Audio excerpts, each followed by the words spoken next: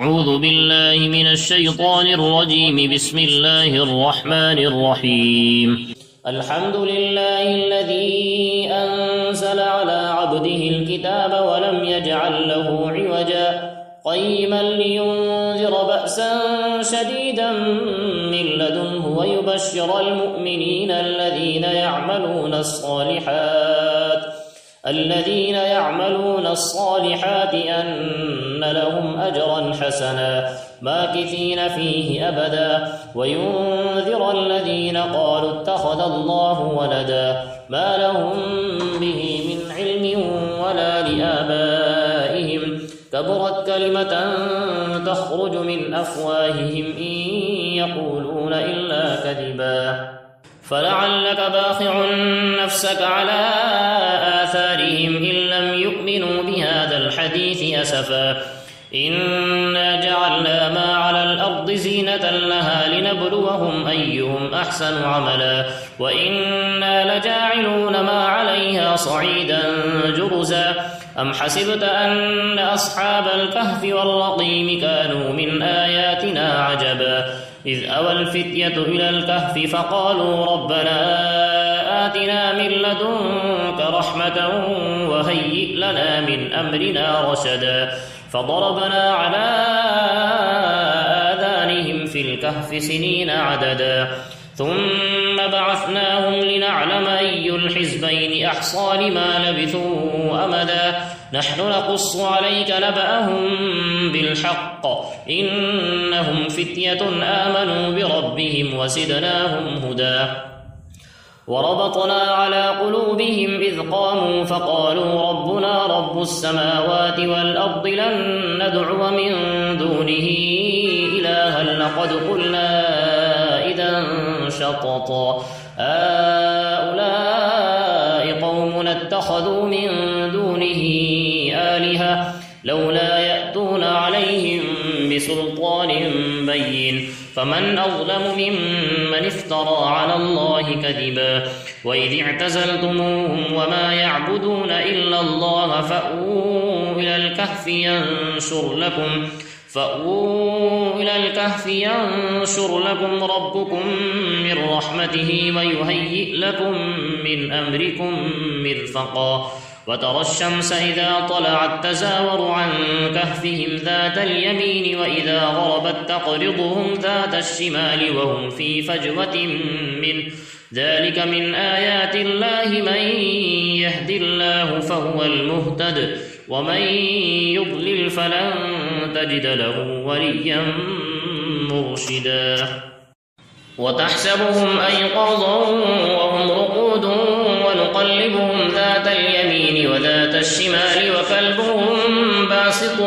ذراعيه بالوصيد لو اطلعت عليهم لوليت منهم فرارا ولملئت منهم رعبا وكذلك بعثناهم ليتساءلوا بينهم قال قائل منهم كم لبثتم قالوا لبثنا يوما أو بعض يوم قالوا ربكم أعلم بما لبثتم فابعثوا أحدكم بورقكم هذه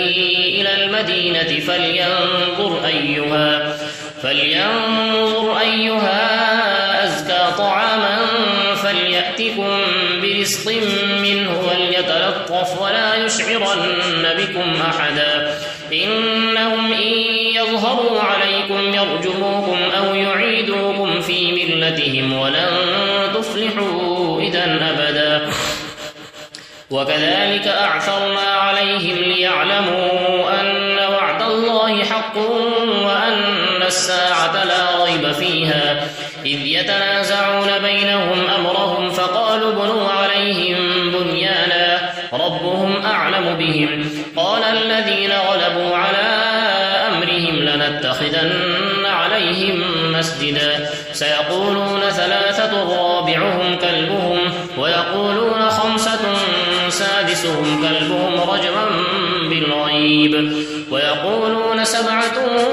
وثامنهم كلبهم قل ربي أعلم بعدتهم ما يعلمهم إلا قليل فلا تمار فيهم إلا مراء ظاهرا ولا تستفت فيهم منهم أحدا ولا تقولن لشيء إني فاعل ذلك غدا إلا أن يشاء الله واذكر ربك إذا نسيت وقل عسى أن يهديني ربي لأقرب من هذا رشدا ولبثوا في كهفهم 300 سنين وازدادوا 9 قل الله أعلم بما لبثوا له غيب السماوات والأرض أبصر به وأسمع ما لهم من دونه من ولي ولا يشرك في حكمه أحدا واتل ما أوحي إليك من كتاب ربك لا مبدل لكلماته ولن تجد من دونه ملتحدا واصبر نفسك مع الذين يدعون ربهم بالغداة والعشي يريدون وجهه ولا تعد عيناك عنهم تريد زينة الحياة الدنيا ولا تطع من أغفلنا قلبه عن ذكرنا واتبع هواه وكان أمره فرطا وقل الحق من ربكم فمن شاء فليؤمن ومن شاء فليكفر إنا أعتدنا للظالمين نارا أحاط بهم سرادقها وإن يستغيثوا يغاثوا بماء كالمهل يشوي الوجوه بئس الشراب وساءت مرتفقا إن الذين آمنوا وعملوا الصالحات إنا لا نضيع أجر من أحسن عملا أولئك لهم جنات عدن تجري من تحتهم الأنهار يحلون فيها من أساور من ذهب ويلبسون ثيابا خضرا من سندس واستبرق متكئين فيها على الأرائك نعم الثواب وحسنت مرتفقا واضرب لهم مثل الرجلين جعلنا لأحدهما جنتين من أعناب وحففناهما بنخل وجعلنا بينهما زرعا كلتا الجنتين آتت أكلها ولم تظلم منه شيئا وفجرنا خلالهما نهرا وكان له ثمر فقال لصاحبه وهو يحاوره أنا أكثر منك مالا وأعز نفرا ودخل جنته وهو ظالم لنفسه قال ما أظن أن تبيد هذه أبدا وما أظن الساعة قائمة ولئن رددت إلى ربي لأجدن خيرا منها منقلبا قال له صاحبه وهو يحاوره أكفرت بالذي خلقك من تراب ثم من نطفة ثم سواك رجلا لكن هو الله ربي ولا أشرك بربي أحدا ولولا إذ دخلت جنتك قلت ما شاء الله لا قوة إلا بالله إن ترني أنا أقل منك مالا وولدا فعسى ربي أن يؤتيني خيرا من جنتك ويرسل عليها حسبانا من السماء فتصبح صعيدا زلقا أو يصبح ماؤها غورا فلن تستطيع له طلبا وأحيط بثمره فأصبح يقلب كفيه على ما أنفق فيها وهي خاوية على عروشها ويقول يا ليتني لم أشرك بربي أحدا ولم تكن له فئة ينصرونه من دون الله وما كان منتصرا هنالك الولاية لله الحق هو خير ثوابا وخير عقبا واضرب لهم مثل الحياة الدنيا كماء إن أنزلناه من السماء فاختلط به نبات الأرض فأصبح هشيما تذروه الرياح وكان الله على كل شيء مقتدرا المال والبنون زينة الحياة الدنيا والباقيات الصالحات خير عند ربك ثوابا وخير أملا ويوم نسير الجبال وترى الأرض بارزة وحشرناهم فلم نغادر منهم أحدا وعرضوا على ربك صفا لقد جئتمونا كما خلقناكم أول مرة بل زعمتم أن لن نجعل لكم موعدا ووضع الكتاب فترى المجرمين مشفقين مما فيه ويقولون يا ويلتنا ما لهذا الكتاب لا يغادر صغيرة ولا كبيرة إلا أحصاها ووجدوا ما عملوا حاضرا ولا يظلم ربك أحدا وإذ قلنا للملائكة اسجدوا لآدم فسجدوا إلا إبليس كان من الجن ففسق عن أمر ربه أفتتخذونه وذريته أولياء من دوني وهم لكم عدو بئس للظالمين بدلا ما أشهدتهم خلق السماوات والأرض ولا خلق أنفسهم وما كنت متخذ المضلين عضدا ويوم يقول نادوا شركائي الذين زعمتم فدعوهم فلم يستجيبوا لهم وجعلنا بينهم موبقا ورأى المجرمون النار فظنوا أنهم مواقعوها ولم يجدوا عنها مصرفا ولقد صرفنا في هذا القرآن للناس من كل مثل وكان الإنسان أكثر شيء جدلا وما منع الناس أن يؤمنوا إذ جاءهم الهدى ويستغفروا ربهم إلا أن تأتيهم سنة الأولين أو يأتيهم العذاب قبلا وما نرسل المرسلين إلا مبشرين ومنذرين ويجادل الذين كفروا بالباطل ليدحضوا به الحق واتخذوا آياتي وما أنذروا هزوا ومن أظلم ممن ذكر بآيات ربه فأعرض عنها ونسي ما قدمت يداه إنا جعلنا على قلوبهم أكنة أن يفقهوه وفي آذانهم وقرا وإن تدعوهم إلى الهدى فلن يهتدوا إذا أبدا وربك الغفور ذو الرحمة لو يؤاخذهم بما كسبوا لعجل لهم العذاب بل لهم موعد لن يجدوا من دونه موئلا وتلك القرى أهلكناهم لما ظلموا وجعلنا لمهلكهم موعدا وإذ قال موسى لفتاه لا أبرح حتى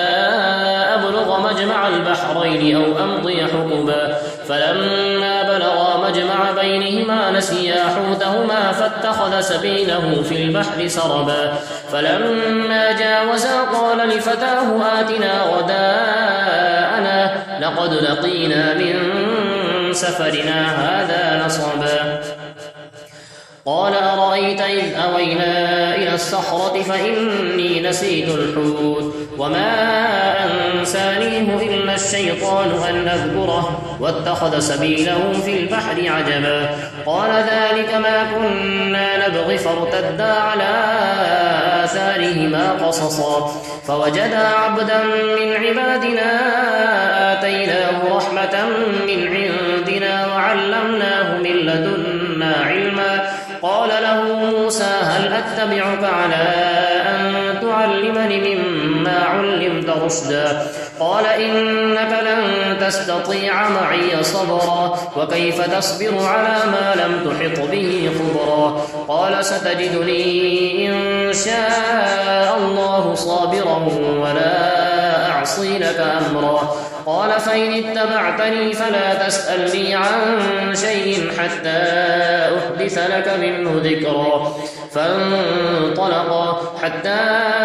إذا ركبا في السفينة خرقها قال أخرقتها لتغرق أهلها لقد جئت شيئا إمرا قال ألم أقل إنك لن تستطيع معي صبرا قال لا تؤاخذني بما نسيت ولا ترهقني من أمري عسرا فانطلقا حتى إذا لقيا غلاما فقتله قال قتلت نفسا زكية بغير نفس لقد جئت شيئا نكرا قال ألم أقل لك إنك لن تستطيع معي صبرا قال إن سألتك عن شيء بعدها فلا تصاحبني قد بلغت من لدني عذرا فانطلقا حتى إذا أتيا أهل قرية استطعما أهلها فأبوا أن يضيفوهما فوجدا فيها جدارا يريد أن ينقض فأقامه قال لو شئت لاتخذت عليه أجرا قال هذا فراق بيني وبينك سأنبئك بتأويل ما لم تستطع عليه صبرا أما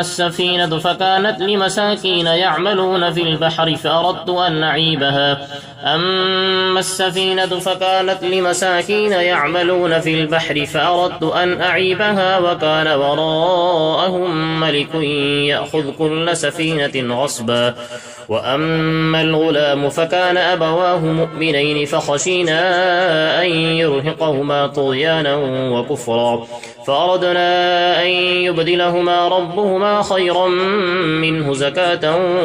وأقرب رحما وأما الجدار فكان لغلامين يتيمين في المدينة وكان تحته كنز لهما وكان أبوهما صالحا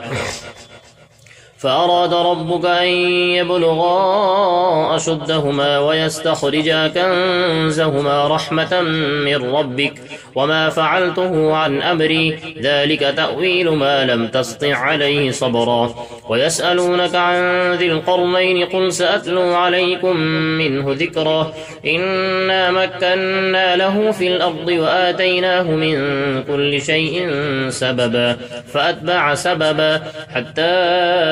إذا بلغ مغرب الشمس وجدها تغرب في عين حمئة ووجد عندها قوما قلنا يا ذا القرنين إما أن تعذب وإما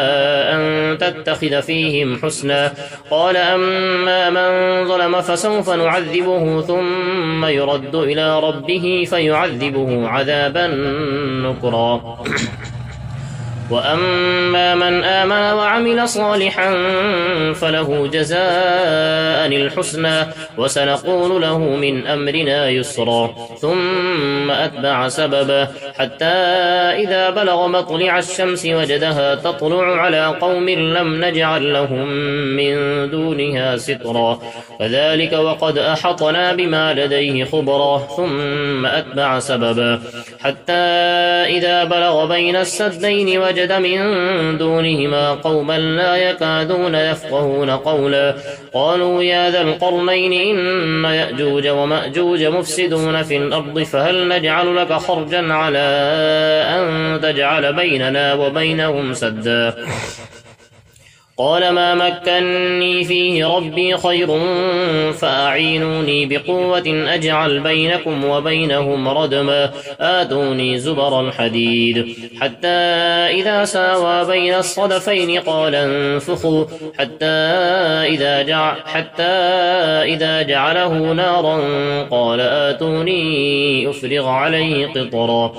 فما استطاعوا أن يظهروه وما استطاعوا له نقبا قال هذا رحمة من ربي فإذا جاء وعد ربي جعله دكا وكان وعد ربي حقا وتركنا بعضهم يومئذ يموج في بعض ونفخ في الصور فجمعناهم جمعا وعرضنا جهنم يومئذ للكافرين عرضا الذين كانت أعينهم في غطاء عن ذكري وكانوا لا يستطيعون سمعا أفحسب الذين كفروا أن يتخذوا عبادي من دوني أولياء إنا أعتدنا جهنم للكافرين نزلا قل هل ننبئكم بالأخسرين أعمالا الذين ضل سعيهم في الحياة الدنيا وهم يحسبون أنهم يحسنون صنعا أولئك الذين كفروا بآيات ربهم ولقائه فحبطت أعمالهم فلا نقيم لهم يوم القيامة وزنا ذلك جزاؤهم جهنم بما كفروا واتخذوا آياتي ورسلي هزوا إن الذين آمنوا وعملوا الصالحات كانت لهم جنات الفردوس نزلا خالدين فيها لا يبغون عنها حولا قل لو كان البحر مدادا لكلمات ربي لنفد البحر قبل أن تنفذ كلمات ربي ولو جئنا بمثله مددا قل إنما أنا بشر مثلكم يوحى إلي أنما إلهكم إله واحد فمن كان يرجو لقاء ربه فليعمل عملا صالحا ولا يشرك بعبادة ربه أحدا. Thanks for watching. Don't forget to like, comment, share and subscribe to Al Wahid channel.